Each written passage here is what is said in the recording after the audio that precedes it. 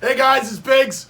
Hey, it's been a while. Biggs is back from Florida. He's super amped up. You guys have no idea the amount of content that I was able to garner while I was down there. We probably shot anywhere from 3 to 5 videos each day I was down there. I was down there for a week. It's insane. I'm so pumped to bring all that to you. But before, one thing I thought about, I started looking at all the stuff we've been putting out, and it's been a while. It's been a while since we've taken a trip into the brain, to the Biggs, into the mind of madness. So today, we're doing just that. Now we're going to talk about aquarium organizations.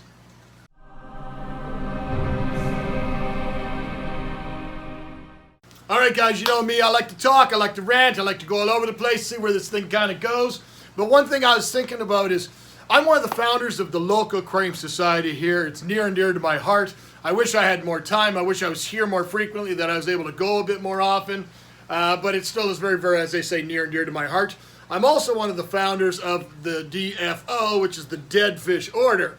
Now, it's another organization that's semi-local to me, and it's just me and another guy that do it. And it's a little bit different than an aquarium society or group or whatever you want to call it. But I just thought, I travel around a lot. I've been invited by many, many, many organizations to come and speak at your aquarium societies, your groups, your conventions, and I'm absolutely honored every single time I get asked. And every single time I travel, my eyes are always open, and I'm always watching stuff, and I'm seeing what's working and what's not working and things like that. And I love taking all those little things back and just kind of bringing them back and just put them in my brain and seeing what percolates and see what comes out and stuff. So today I thought we'd have kind of a little discussion, a little bit of a rant. You guys can take it for what it's worth, look where it's coming from. But I thought we'd talk more about aquarium societies, organization, clubs, that sort of thing. Now, there's, on the local level, whether you have one or not, there's going to be one that I'm assuming is going to be fairly close to you guys. If not, let me know. Maybe we can find some people out there that can help you find one within an hour or two. I'm in Canada, so I've got one that's local to me. The next major city, which is about 5.5, 6 hours away, they have a club. The city about 3 hours above that has a club. Every one of the major centers. And then you go into the Toronto kind of area, and there's probably a dozen clubs and stuff like that, because there's lots and lots of population, and they're all kind of separated into their own little things, and that's cool. And then there's also all sorts of national organizations, like we have KOAC, Canadian Association Aquarium Clubs, and that's there to help benefit all the other smaller organizations and offer different programs and services and whatnot to them, and also being a lobbying voice for the public to defend our great hobby. Now in the States, you guys got the same sort of thing. You got aquarium clubs all over the place, you got organizations, you got national clubs, you guys got all sorts of national specialized organizations. If you're into live bears or gillies or cichlids or whatever have you, I'm sure there's an organization there for you. So I think I wanted to just kind of do what I'm thinking. This is just going to quick rundown. It's all over the place. There's no rhyme or reason to what it does. It's just I started putting pen to paper while I was on the road or while I was in an airport, and I started thinking about things more along the lines of an aquarium society do or don'ts. This is not poking a finger at any one club. This is not my club. This is not your club. It's just things I see in general. And I've had some of these different types of ideas or values for the past little while, and I thought I need to put these all together in one place for you guys, and you probably won't watch it. You probably won't like it. But it doesn't matter. Big's going to do it anyways. So, okay. Every one of these organizations, I should generalize. I can't say every one of your organizations because I don't know everybody's organization. But most organizations that are aquarium society related have a membership, okay?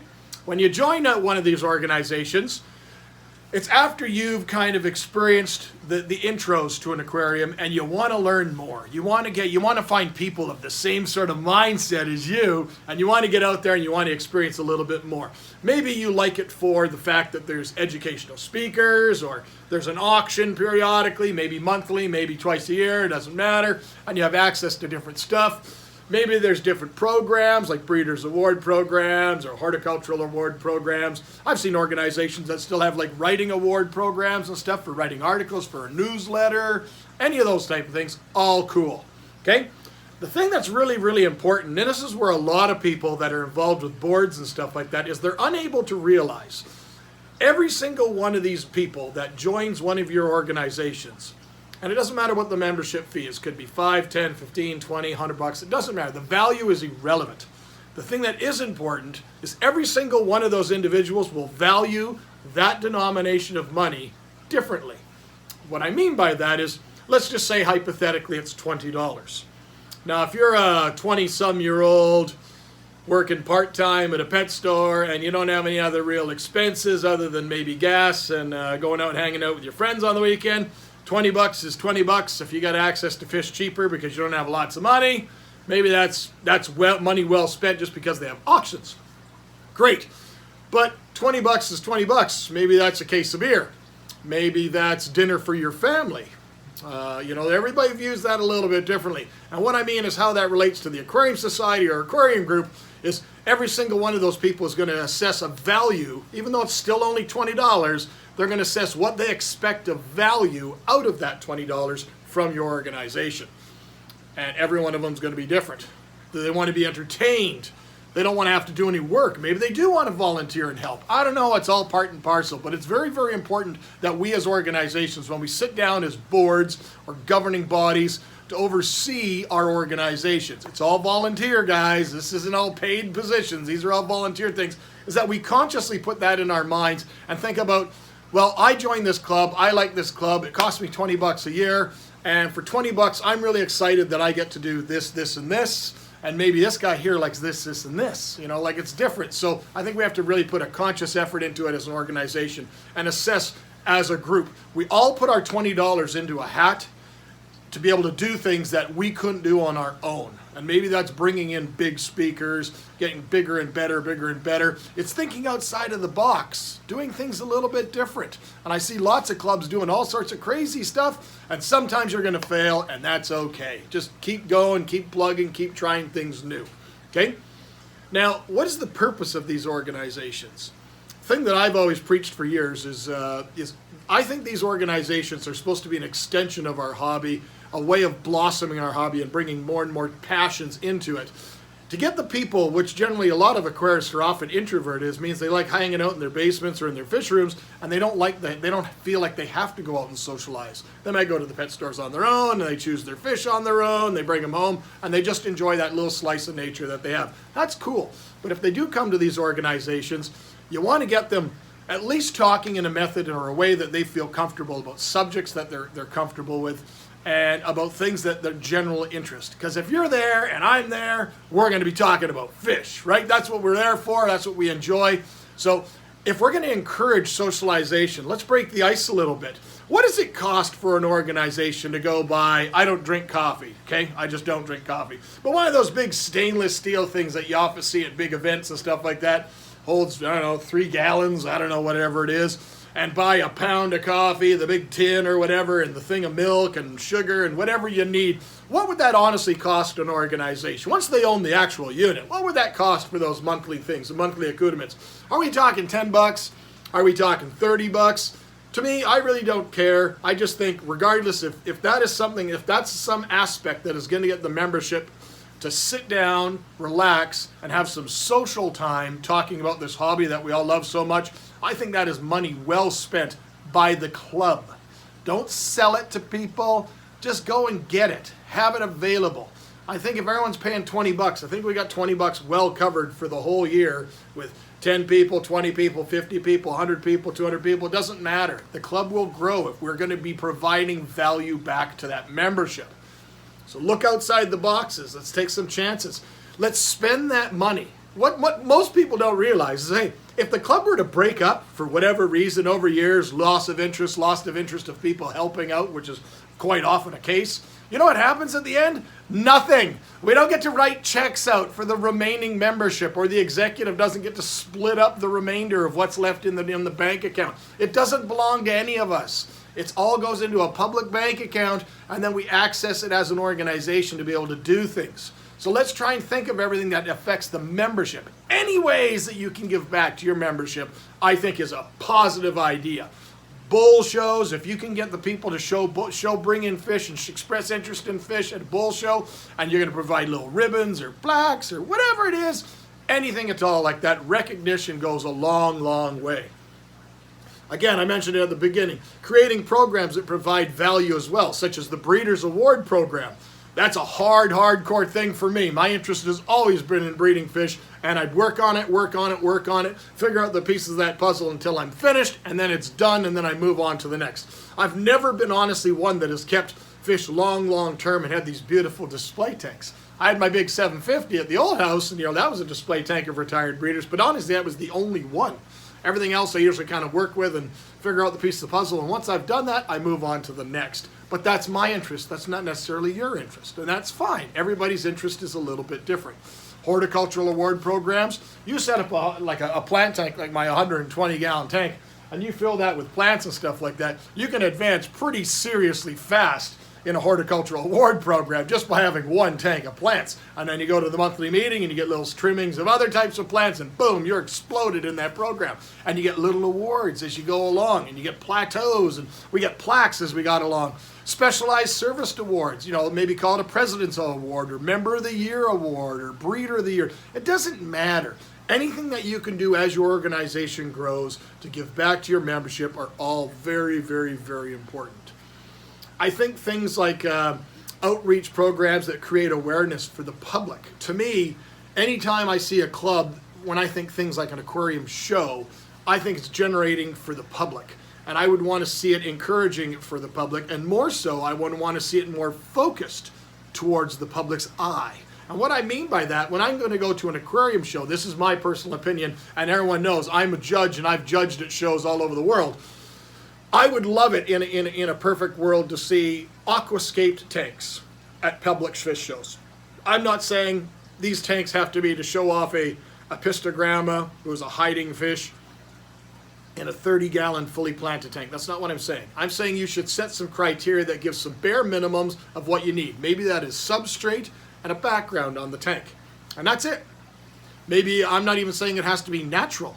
To me, that's, if you want to put black gravel in there to show off a fish, personally, that's up to the discussion of a group of people, depending on the focus of that organization. But to me, I'm always thinking the public first. Encouraging the public to get interested, to see what we're doing, and maybe we'll get a few new members out of it. And if you want to put the SpongeBob ornament in there, hey, I have no problem with it personally myself. It may not be my cup of tea. I'm very much a naturalist-style, biotopic kind of tanks, and it shows off the fish to the best ability, in my opinion, but that may not be your opinion. So I'm just trying to think of ways and means that we can do that. Encourage that general public.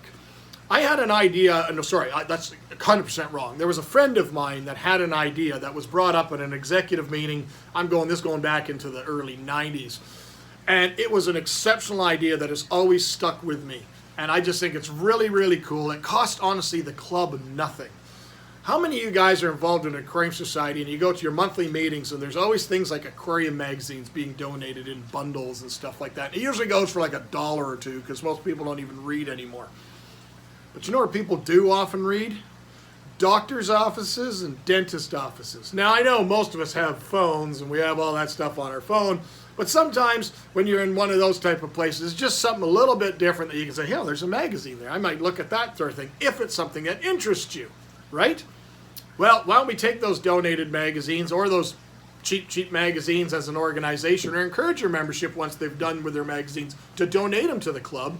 Maybe we get them laminated covers, or maybe we go to one of your business stores, like we have Staples up here, and you can buy these little portfolio holders or things that will protect the magazine. We get somebody that has some sort of computer skills, make a nice little label, says, donated proudly by the Aquarium Society of so-and-so, and put your web page and your Facebook pages on there. Hey, even better is if you guys can get like a QR code generated and put a QR code on there that the people with their smartphone and the dentist office can click that, and it takes them directly to your page. You might just all of a sudden gain a couple of members of things that you weren't expecting. I think and it costs nothing. That's the whole important, right? I was down recently in Florida, and there's a gentleman, an icon down there. His name is Mr. Bill Shields, and he is instigator and helps very strongly develop this program that puts aquariums in schools. And I know I've seen that all over the place. I've been to many shows where they have kids decorating contests, and the tanks and the gravel and everything is donated, and then the kids come in and they decorate their tanks and they have kind of a pretend contest, and at the end they all win because they all go home with those tanks. I've seen Discus Haunts has set those up before, and Bill Shields has got these things going in schools. Once a year, maybe the club goes and buys a 20 or 30 gallon kit. Maybe they get it donated by one of their sponsors. Sponsors only happen if you support them. If you're supporting your local stores, I bet you they'll probably want to help you out. But that's where it all comes. We're all part of a big circle together, and we got to work together. Be ambassadors of the hobby. Get out there. Encourage it. I know you want to talk fish with your friends that talk fish, but how many times you guys been in an awkward social setting and all of a sudden you start talking about your fish tank to people that just don't care? Happens all the time to me. You know, let's look at ideas. Once the club starts getting a little bit successful, I see these clubs that have these massive nest eggs of money. What is the point behind that? And these are also some of the organizations that we can't really afford to bring in speakers. You sure? Are you sure you can't really afford to bring in speakers? Maybe once a month, once a year, you do a big annual barbecue or a pizza party or something like that, and the club pays for it. It's just for anybody that attends. You've also got a true understanding of how much your membership is actually there for what things if you start doing some of these things, because all of a sudden you have a free pizza party and you get 200 people show up that were members. And yet you've only seen 60 of them at each monthly meeting, and it's always the same 60. You'll get a true indication of what kind of club you have, and then maybe you can make changes and modifications. Maybe talk to those people and find out why they don't come. I'm pretty sure they're not coming just because there's free pizza. You might view it that way, but they're not coming because I think we're lacking in giving them something that they feel they need. And I don't know what that is. Only they know what that is. So let's get talk.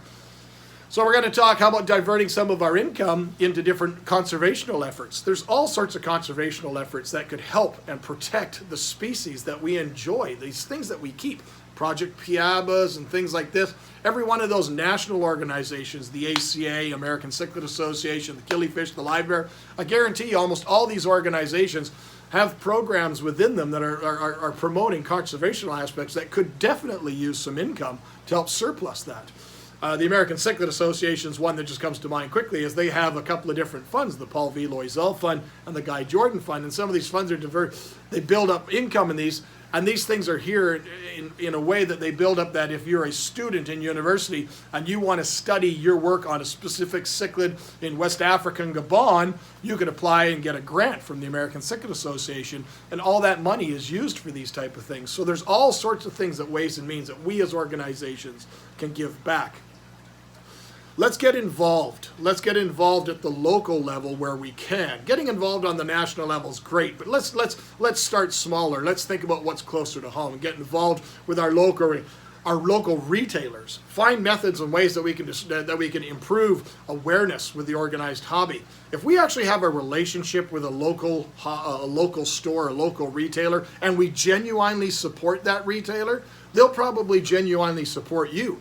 Maybe they'll allow you on a busy weekend to set up a small table off to the side, and you guys can have a couple of members on hand to discuss your organization. Maybe that's of value. I don't know. The one key thing, though, is I've seen these type of things happen at stores, and they're awesome. And then I'll go out in the parking lot to go do something, and all of a sudden I'll see these people doing these deals out of the back of a car. Like, you're directly doing that in the eyes of your one that you want somebody to help you, and you're going to go and do that directly in their face. That's to me, that's completely ignorant. There's times and places for everything, and I don't think that's the time and place for it, but maybe I'm wrong, you know. Home shows, I often see these home shows being advertised all over the place where they have IKEAs and building centers and garden centers and all those different types of things come out there and buy these booths and set up the stuff just to throw everything in your face when you come by. Well, you know what else can go in a home? An aquarium can go in a home. So maybe we could talk to these home shows. Maybe they got a small spot where we could have a small table set up for the Aquarium Society of your town, and maybe that's another option. I don't know. We could discuss the organization. Rehoming and rescue. This is, we're getting towards the end. Guy Biggs is getting kind of tired. He's starting to wind down, decompress. Rehoming and rescue. We got to look at methods. I've seen some organizations have been very, very strong component of rehoming and rescue, and that means they've set up methods of distribution of unwanted or surplus fish. Now, where I live in Canada, it's not like people are going. Even if someone were to introduce any of this fish into wild, I don't think anything's going to happen. Like where I are, we freeze down. Our frost line goes down like 6-8 feet. So sorry, most of your stuff ain't going to cut it here. But if I were living in somewhere like Florida or Texas or California or somewhere where there's warmer water, some of these species getting out in the wild because those people didn't feel they had any other way of getting rid of it. If they go to a pet store, say they have an Oscar, and they go to a pet store, and the pet store A says no, don't want it. B says no, don't want it. C says no, don't want it. And they've run out of pet stores. What are you expecting them to do with it? Why was the pet store selling said fish? I don't know.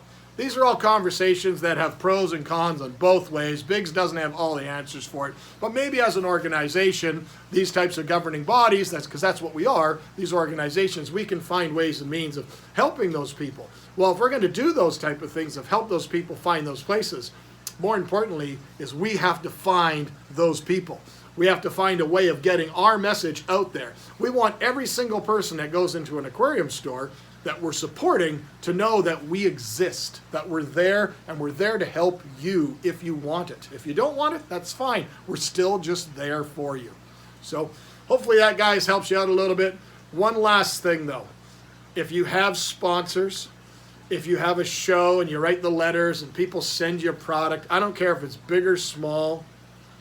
I don't care if you have a retailer that, supports us, supports you and your organization in different ways. One thing that you can always do that's always going to be free is say thank you. I know it might seem kind of silly to say that, and everyone says, I think I do, but I can tell you, I could count on one hand in the past 15 years the amount of shows that I've done representing brands. I'm talking like actual retail brands where I actually went to shows and brought product. I could tell you on one hand how many of those individual organizations actually took the time to send a letter to that manufacturer thanking them. And you guys have no idea how critical that is, because I've been involved with at least half a dozen different organizations that have provided manufactured goods, and they know about it. When I get a letter like that one that I did get, I actually copied it and I sent it to the owner of a manufacturer, and he told me, he says, that is the first letter I think I've ever gotten. And to me, that is a very, very sad state of affairs. We look at a hobby that is constantly being assaulted. The competition for that dollar is video games, the kid entertainment dollar. The families are just not looking at aquariums the same way they were. And we're being assaulted on every facet. And yet we can't even do the common courtesy of saying thank you to somebody that supported us. So hopefully these are some do's and don'ts work for you guys. Maybe it's just food for thought. Maybe your organization is already doing all sorts of these things, and maybe you have all sorts of other ideas. I would love it if you guys, if you're involved in an aquarium site, or even if you're not, in the comment section below, give me some of your guys' thoughts, pros and cons, other ideas. Let's get the discussion going, and maybe down the road we can do a part 2. So thanks, guys. Thanks for stepping into my mind again today. As always, thank you for the love. Cheers.